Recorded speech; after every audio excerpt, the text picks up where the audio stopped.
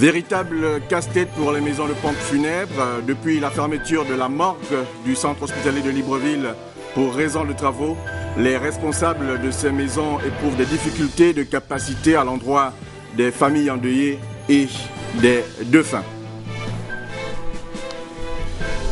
Et puis, les messages véhiculés par certains chanteurs, notamment les rappeurs, de plus en plus décriés par les parents.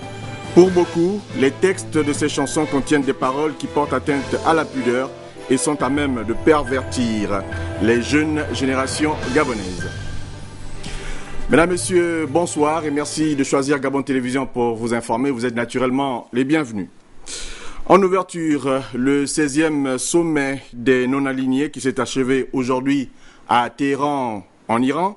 L'Afrique a saisi l'occasion pour plaider une nouvelle fois en faveur d'une meilleure représentation au sein du Conseil de sécurité et des autres instances internationales. Les pays africains, il faut le dire, majoritaires dans l'organisation, comptent d'ailleurs désormais sur le mouvement des non-alignés pour obtenir la réforme en ce sens du système des Nations Unies. Aussi, le président de l'Assemblée nationale du Gabon, Guizou Dama, rentre de Téhéran en Iran, où il allait représenter le président de la République, chef de l'État, au 16e sommet du mouvement des non-alignés. Presse Assemblée nationale, Nicolas Monsard, Tim Boulengue. Le président de l'Assemblée nationale, M. Guinzouba Ndama, aussitôt arrivé en terre iranienne, a réitéré la compassion du président Ali Bongo Ondimba, des autorités et du peuple gabonais suite au tremblement de terre survenu en Iran il y a quelques jours et qui a occasionné de nombreuses pertes en vie humaine. L'entrevue avec le ministre iranien de la Justice, en présence du ministre délégué auprès du ministre des Affaires étrangères, Dominique Guy-Noël Nguieno, et de Mme Marianne Bibalou, ambassadeur représentant permanent adjoint du Gabon auprès des Nations Unies, a constitué un prélude au 16e sommet des non-alignés de Téhéran. Le président de l'Assemblée nationale, M. Guinzouba Ndama, et les experts gabonais à ce sommet devaient plancher sur le thème paix durable à travers une gouvernance mondiale. Un thème en phase avec les principes et les objectifs du MNA de 1961. C'était à Belgrade, capitale de l'ancienne Yougoslavie. À cette date, les pères fondateurs, parmi lesquels l'Égyptien Nasser et le Ghanéen Nkrumah, se sont retrouvés après la conférence de Bandung pour affirmer les principes de souveraineté, d'autodétermination, d'intégrité territoriale des États, de respect de chaque culture et des droits de l'homme, y compris le droit à la paix et au développement. En dépêchant le président de l'Assemblée nationale, M. Guinzouba Ndama, au sommet de Téhéran, le président Ali Bongo Ondimba a voulu réaffirmer l'engagement du Gabon à contribuer à l'effort collectif pour la réalisation d'une paix durable, tant à l'échelle régionale qu'au niveau international, au travers d'une gouvernance mondiale commune. La tribune du sommet de Téhéran aura également permis de rappeler que le Gabon, au cours de ses 3 mandats successifs au Conseil de sécurité des Nations Unies, en qualité de membre non permanent, a assumé pleinement ses responsabilités et apporté sa contribution à la recherche d'un monde qui puisse envisager l'avenir en confiance dans la paix et la sécurité. Le Gabon est membre du mouvement des non-alignés depuis sa première participation à la conférence d'Alger. C'était en août 1973. On parle également de ce tête-à-tête entre le président de l'Assemblée nationale et son homologue centrafricain. C'était à la faveur d'une escale que le président de l'Assemblée nationale du Gabon a effectuée en République centrafricaine. Nous allons donc avoir les détails de cette actualité avec Nicolas Monsard. En route pour Téhéran, en République islamique d'Iran, où il a représenté le président de la République, Ali Bongo Ondimba, au 16e sommet des non-alignés, le président de l'Assemblée nationale, M. Guinzouba Ndama, à la tête d'une délégation comprenant le ministre délégué auprès du ministre des Affaires étrangères, Dominique Guy-Noël Nguieno, a fait une escale le mercredi 29 août à l'aéroport de Bangui, où il a été reçu par son homologue, M. Célestin Leroy Gaoumbale, président de l'Assemblée nationale de Centrafrique. Cette escale a permis aux 2 personnalités d'échanger sur les questions de coopération bilatérale et d'actualité internationale et surtout d'évoquer l'état des relations entre les parlements gabonais et centrafricains. Nous appartenons donc au même espace économique au niveau des exécutifs, si les relations se sont développées d'année en année, je dois déplorer qu'au niveau de parlementaires, nous n'ayons pas les contacts nécessaires qui nous permettent également de pouvoir consolider ces relations d'État-État et de permettre des contacts au niveau parlementaire, donc au niveau des représentants du peuple. Pour le président de l'Assemblée nationale, M. Guinzouba Ndama, qui milite pour une diplomatie parlementaire dynamique, il a souhaité voir cette coopération entre les deux assemblées nationales se renforcer. L'actualité, c'est également en Angola où l'on a voté aujourd'hui pour la troisième fois depuis l'indépendance de ce pays en 1975. Cette fois-ci pour des élections générales qui donneront donc au final un président.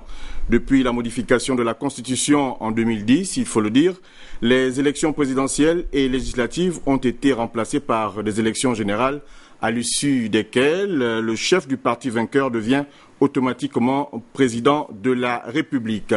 Les bureaux de vote ont fermé cet après-midi à 17h. Pas d'incident signalé à cette occasion pendant le vote.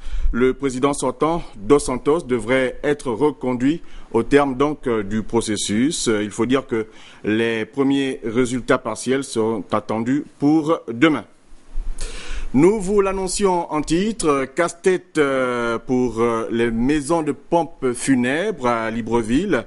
Depuis la fermeture de la morgue du CHL pour raison de travaux, les responsables de ces maisons éprouvent d'énormes difficultés de capacité d'accueil, en termes d'accueil, voilà, à l'endroit donc des familles endeuillées et de leurs défunts.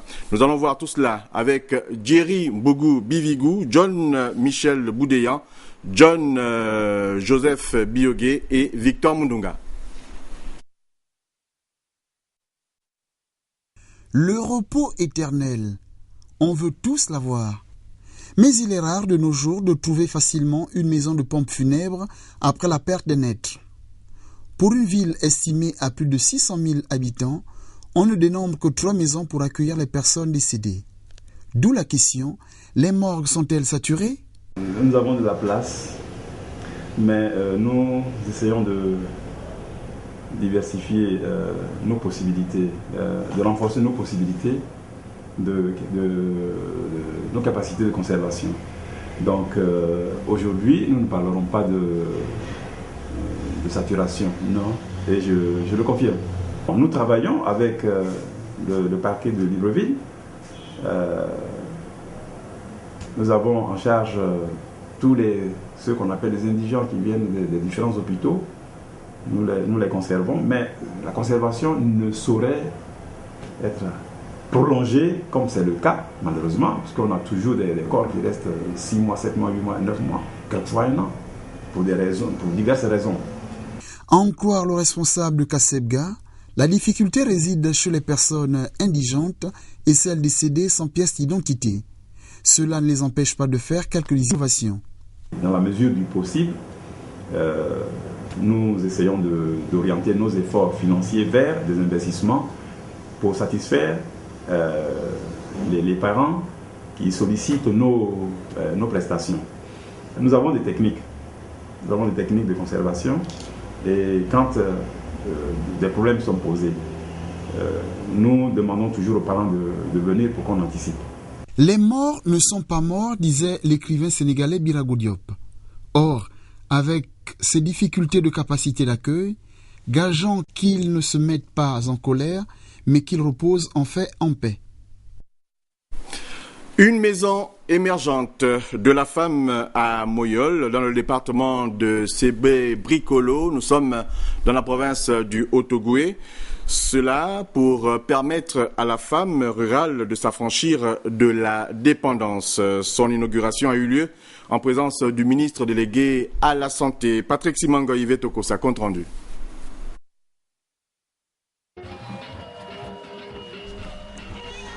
C'est à environ 40 km de Konja, au village Moyol, où a été construite la maison émergente de la femme de Moyol. Son inauguration par le membre du bureau politique PDG, élu du deuxième siège de la CB Bricolo, Luc Oyubi, a vu la présence du ministre délégué à la Santé, Alice Biki Sanembe, et d'autres personnalités administratives et politiques.